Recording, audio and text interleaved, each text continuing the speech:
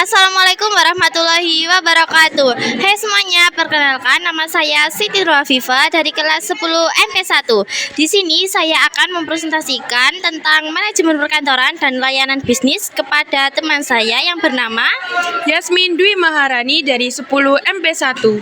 Pengertian dari manajemen perkantoran adalah proses mengatur aktivitas administratif dengan memanfaatkan sumber daya secara efektif untuk mencapai hasil terbaik dalam organisasi. Tujuannya adalah untuk meningkatkan efisiensi kerja, menyediakan layanan administrasi yang baik, dan mendukung pencapaian tujuan organisasi. Fungsi kantor. Menurut Sumati DKK 2011, fungsi kantor dibedakan menjadi dua, yaitu fungsi rutin atau pokok dan fungsi penunjang atau administratif.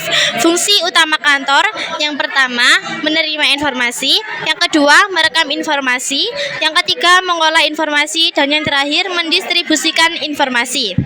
Asas-asas manajemen perkantoran. Asas manajemen berarti dasar yang digunakan dalam manajemen atau pengelolaan suatu usaha atau organisasi. Asas manajemen perkantoran meliputi asas sentralisasi, asas desentralisasi, dan asas dekonsentralisasi.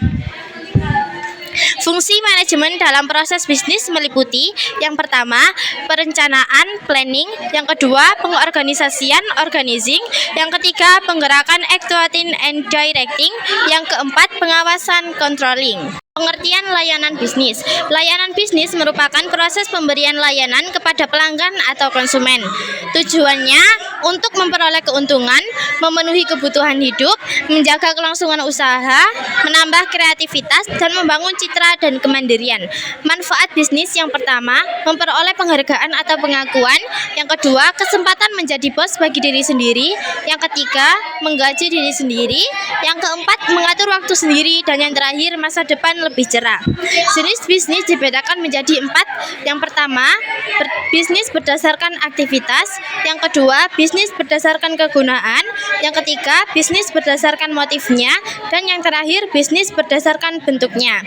Jenis layanan bisnis, yang pertama, layanan pelanggan berjalan. Yang kedua, layanan pelanggan melalui email dan telepon. Tiga, layanan pelanggan melalui live chat. Yang keempat, layanan self-service. Dan yang terakhir, layanan pelanggan melalui komunitas dan forum. Karakteristik bisnis berbentuk lembaga atau institusi atau organisasi sosial dan ekonomi, berhubungan dengan berbagai barang dan jasa, mencari laba, profit atau keuntungan, menentukan harga yang sesuai, serta akan ada kemungkinan mengalami kerugian. Pengertian perkantoran. Yang pertama, keselamatan kerja perkantoran. Yang kedua, prosedur kerja aman di kantor. Yang ketiga, penanganan kondisi darurat. Dan yang terakhir, manajemen keselamatan kebakaran gedung MKKG. Konsep ringkas, rapi, resik, rawat, dan rajin atau 5R. Manfaat menerapkannya, yang pertama, membuat arena kerja jadi bersih, rapi, aman, dan menyenangkan. Yang kedua, meningkatkan pemanfaatan lantai kerja sebagai ruang penyimpanan. Yang ketiga, meminimalisasi waktu yang terbuang untuk mencari alat kerja, material, dan dokumen. Yang keempat, mengurangi kerusakan mesin karena peralatan selalu bersih dan terawat. Yang kelima, menumbuhkan tanggung jawab karyawan dan rasa memiliki di area kerja. Yang keenam, mengurangi bahkan menghilangkan potensi bahaya. Dan yang terakhir, meningkatkan produktivitas kerja. Dari MPLB meliputi perencanaan, pengorganisasian, pengarahan, dan pengendalian. Fungsi-fungsi tersebut berjalan untuk memberikan panduan, saran, dan pesan dalam bisnis. Fungsi perencanaan dan pengorganisasian MPLB. Fungsi perencanaan melibatkan proses merencanakan dan menetapkan tujuan, strategi, dan tindakan yang diperlukan untuk mencapai tujuan organisasi. Fungsi pengorganisasian merupakan proses pengaturan dan pengelompokan sumber daya organisasi seperti tenaga kerja, sumber daya finansial, dan sumber daya fisik. Fungsi pengarahan dan pengendalian MPLB. Fungsi pengarahan salah satu fungsi manajemen yang bertujuan untuk memberikan arahan dan bimbingan kepada karyawan untuk mencapai tujuan organisasi dengan efektif dan efisien.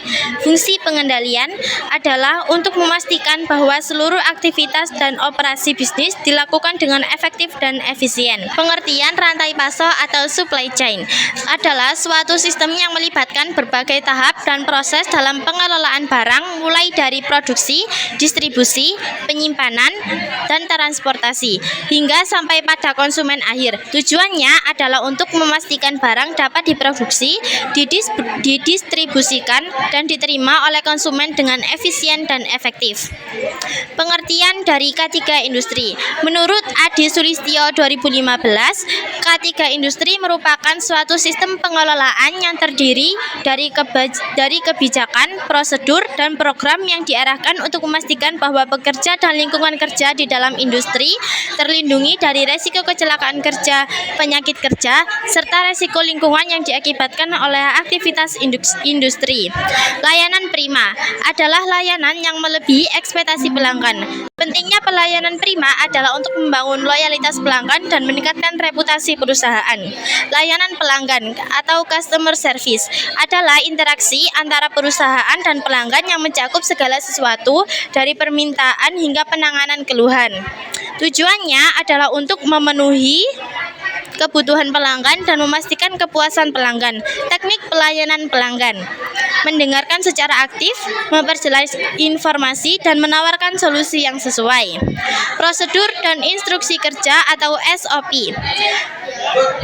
Prosedur kerja adalah langkah-langkah sistematis yang ditetapkan untuk menyelesaikan tugas atau proses tertentu dalam suatu organisasi. Instruksi kerja adalah dokumen yang memberikan petunjuk rinci tentang bagaimana melakukan suatu tugas.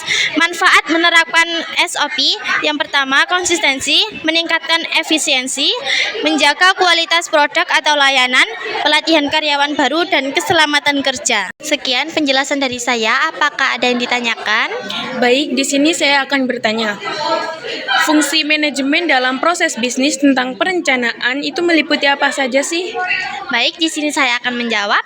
Fungsi perencanaan meliputi atau melibatkan proses merencanakan dan menetapkan tujuan, strategi, dan tindakan yang diperlukan untuk mencapai tujuan organisasi. Dari penjelasan di sini, apakah Anda bisa memahami? Baik, saya sudah memahami dengan penjelasan Anda. Terima kasih atas penjelasannya. Ya, sekian presentasi dari saya. Saya akhiri. Wassalamualaikum warahmatullahi wabarakatuh.